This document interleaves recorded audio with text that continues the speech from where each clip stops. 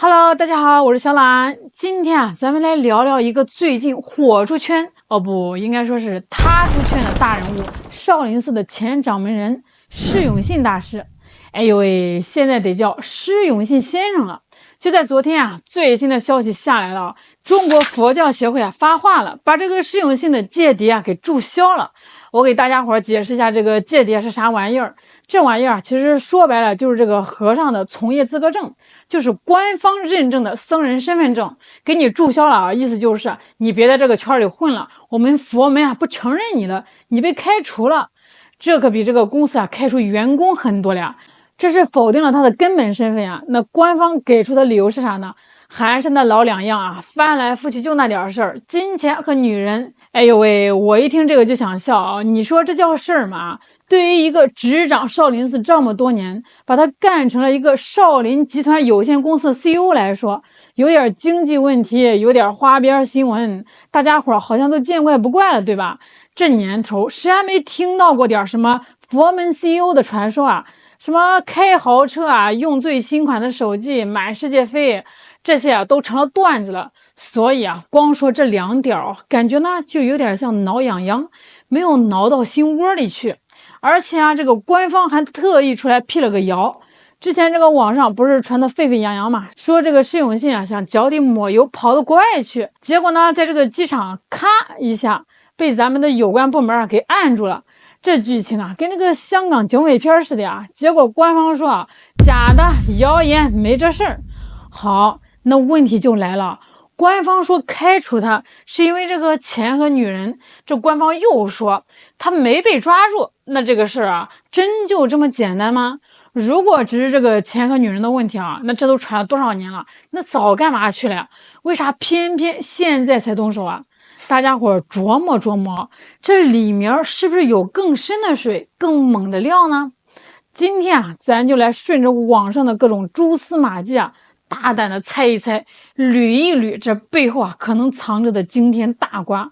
咱把这个时间往前倒一倒，倒到今年春节前大家伙都忙着贴春联吃饺子的时候咱们的这个永信大师在干嘛呢？他干了件大事，他跑去梵蒂冈了。你可能要问了这梵蒂冈那不是天主教的中心吗？教皇待的地方，一个中国的佛教大和尚跑去跟教皇串门，这是演的哪一出宗教文化交流，听着挺高大上问题就出在这儿。很快就有这个网友爆料了说他这次去根本就没跟国家报备，更没得到批准。其实说白了就是一次私人行动，斩钉截铁的违规操作。你想想他这个身份那可不是普通老百姓他的每一次出国访问尤其是去这个梵蒂冈这种政治上外交上都极其敏感的地方，那都得是层层审批的他这么一意孤行，胆子也太肥了吧。更觉得是网上还真就流出照片了，这照片里教皇方济各就是那个笑眯眯的阿根廷老头，还真就接见了他。两人站在一块那画面，哎呦喂，真的是充满了故事感这事儿在网上传的那叫一个广官方呢对这事的态度就很有意思了他没承认，但是他也没辟谣，这就叫学问了。大家体会一下什么叫不承认不否认？这往往就意味着这事儿八九不离十，是真的，只是这官方不方便摆在这个台面上说。所以这第一个大胆的猜测就来了，他的这次塌房很可能就是这次梵蒂冈私访直接点的导火索。那第二个问题又来了，他为啥非得冒着这么大的风险偷偷摸摸的跑去梵蒂冈呢？他图啥的呢？难道真的是为了跟这个教皇探讨一下佛法和圣经哪个更深别逗了咱们接着大胆猜测，这也是恐怕没那么学术。我个人觉得这更像是一次面试，或者说一次投石问路。他是在为自己可能的跑路提前铺路搭桥。大家想想虽然这个官方辟谣说他没在出逃时被抓，但没被抓不代表他没想跑对吧？很可能就是他正在积极的做着各方跑路的准备工作，结果呢被这个国家给提前察觉了。小样你那点花花肠子我们还不知道，咔嚓提前收网了。你琢磨一下像他这种级别的人物想要跑路那可不是买张机票就完事儿的那是个系统工程啊，比建个少林寺分院还复杂呀。这第一，钱得出去啊，这么多年了啊，这个少林寺的香火钱呀、门票钱呀、商业演出啊、海外投资啊，咦，那得多少钱啊？这些钱啊，很多恐怕都是说不清道不明的灰色收入。他得想办法把这些钱神不知鬼不觉的洗到国外去。现在的洗钱产业链多发达呀！通过这个海外的基金会、文化中心，搞点虚假的跨国贸易，买点天价的艺术品。你以为他这些年啊，在这个海外开那么多少林文化中心，都是为了弘扬佛法？天晓得里面有多少是资产转移的中转站呢？第二呢，也是最重要的，这人出去了得有保护伞呀，这光有钱没用啊！我给大家打个比方啊，这就好比一个3岁的小孩，你抱着一大块金砖，在最乱的菜市场溜达，你猜结果会怎么样？那不被人抢个精光才怪呢！他要是就这么赤条条的跑到国外，那就算是带了几十个亿啊，那些国外的金融大鳄黑白两道能把他生吞活剥了，到手钱没了不说，小命能不能保住啊都难说。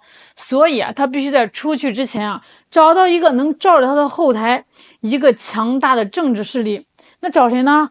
靠山吃山，靠水吃水呗。他是宗教圈的，那最直接的就是找宗教圈里最牛的势力啊。放眼全球啊，哪个宗教势力有跨国的政治影响力，又有能力能提供庇护呢？梵蒂冈。别看梵蒂冈小，就一个城中之国，但它在全世界的影响力是巨大的。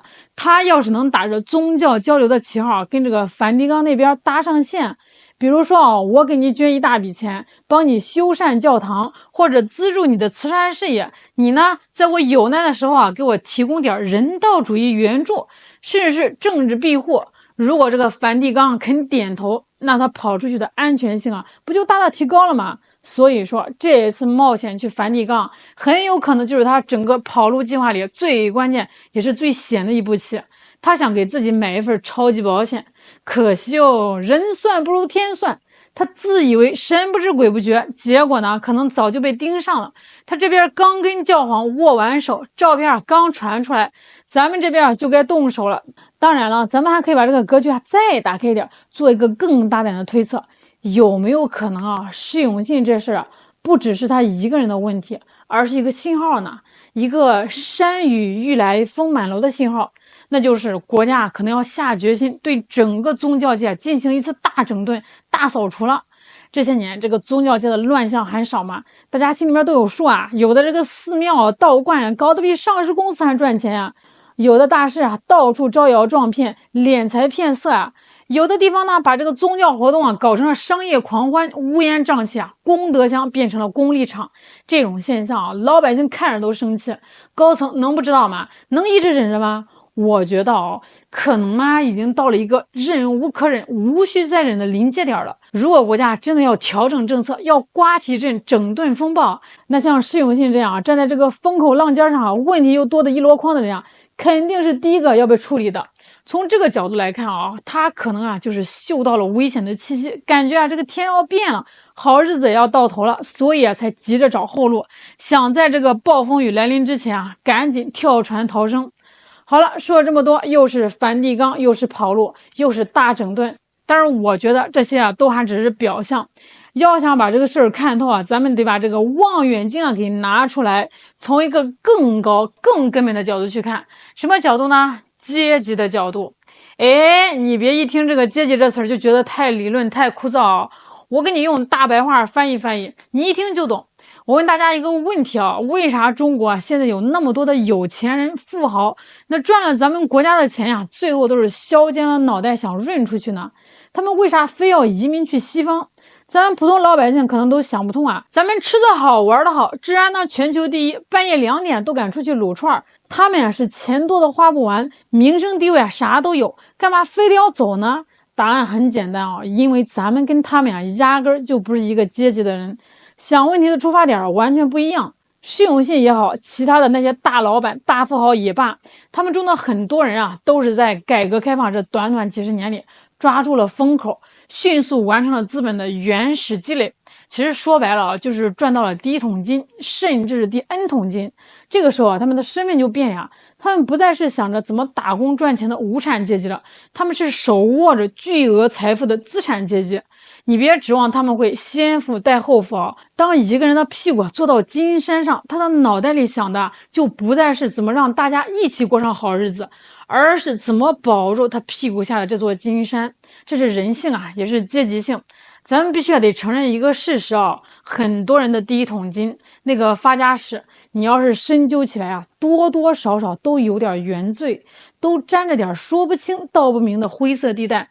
而咱们国家根本大法里写的清清楚楚啊，是工人阶级领导的，以工农联盟为基础的人民民主专政的社会主义国家。咱们的制度从根本上讲是为最广大人民服务的，而不是为资本家服务的。这就决定了咱们的法律和制度建设啊，对于那些想让这个财富无限世袭、无法无天的这个资本来说啊，是很不利的。所以啊，这些新兴的资本家们啊，心里慌啊，他们最大的焦虑啊，就是如何保证自己手里这些灰色甚至黑色的钱啊，能够安安全全的传下去。那怎么办呢？他们就把这个目光投向了西方。你看啊，那些西方资本主义国家搞了几百年了呀，人家那套制度就是为了有钱人设计的。那些大资本家通过几百年的斗争和博弈，已经给自己争取到了一整套的特权，用这个法律，用媒体，用各种基金会啊，把自己的财富啊包裹得严严实实。所以啊，像施永信这类人把这个钱转移到西方去，虽然也可能被那边的豺狼给咬掉一大块肉，但是至少他们能获得一个虚幻的安全感。他们只要舍得花钱雇上一大群顶尖的律师，再花钱去搞定一些政客，找到能当后台的势力，这么一通操作下来啊，就算是这个资产缩水一半，那好歹还能剩下一半，对吧？这笔账他们算得精着呢。留在中国啊，一旦东窗事发啊，之前的那些黑幕要是被全抖出来啊，司法介入啊，别说剩一半了，可能连1/10啊都留不下。最后啊，落得个竹篮打水一场空的下场。这下大家听明白了吧？他们跑路不是因为不爱国，也不是因为国外的空气香甜，纯粹啊就是一笔经济账，一笔风险控制的账。所以啊，聊到最后，你再回过头来看这个施永信这件事儿，你觉得这真是一个宗教问题吗？是一个和尚没有守住清规戒律的问题吗？这施永信啊，他真的只是一个大和尚吗？他早就不是了呀。他是一个披着袈裟完成了原始资本积累的大资本家。你从这个出发点去分析他啊，他后来干的那些事儿啊，把这个少林寺商业化，拼命敛财，偷偷去梵蒂冈，想给自己找后路啊，所有这些行为啊，就全部都能理解了。这都是一个资本家在保护自己资本时的本能反应。这事儿说到底啊，就是阶级矛盾的一个缩影。咱们无产阶级啊，想要的是共同富裕，是公平正义，而他们那个阶级啊，想要的是财富啊，永远集中在他们自己手里，最好能形成垄断，代代相传。这个矛盾啊，是很难调和的。所以啊，你看这个钱呢来的不体面，最后走的时候啊，也体面不了。这老话怎么说的呀？出来混哦，早晚都要还的。好啦，今天就给大家聊到这儿。你对这个永信大师是怎么看的呢？欢迎在评论区聊聊哦。我是小兰，我们下期再见。